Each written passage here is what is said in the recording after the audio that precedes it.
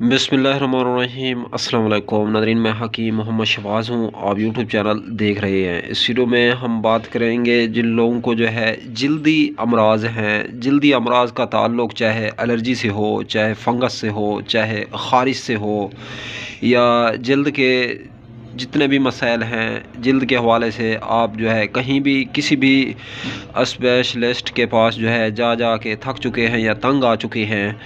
तो दरअसल हम इस मौजू पे आज बात करेंगे कि जो है जल्दी अमराज में जो है इंसान को नाकामी क्यों होती है।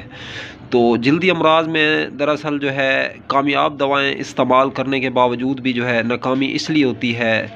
नंबर एक ये कि मरीज़ जो है सबसे पहली बात यह है कि बदपरहेज़ी करता है। जिन लोगों को जो है दवा खाने के बावजूद भी जो है सही मायनों में जो है आराम नहीं आ पाता, तो उसमें सबसे पहली रीज़न और सबसे पहली वजह जो होती है, मरीज़ सबसे पहले जो है ये बदपरहेज़ी करता है। और बदपरहेज़ी जो मरीज़ नहीं करते, दूसरी नाकामी और दूसरी वजह जो है सही दवा खाने के बावजूद जो है सही मायनों में जो है सेहत का ना मिलना या आराम का ना आना।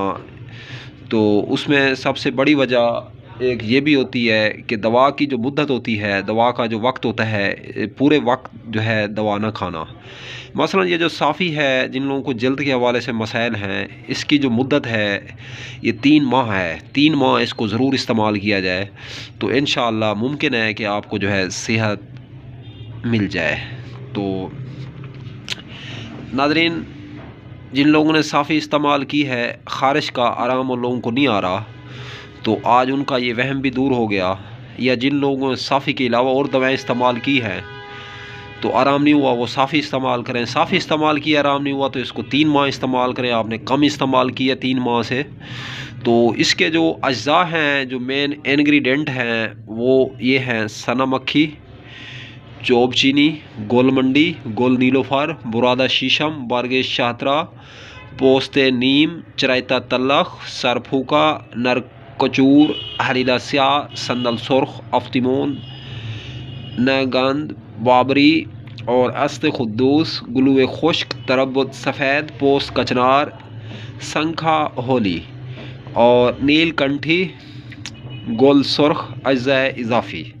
तो नादरीन जो ये थे इसके में इंग्रेडिएंट और अज्जा।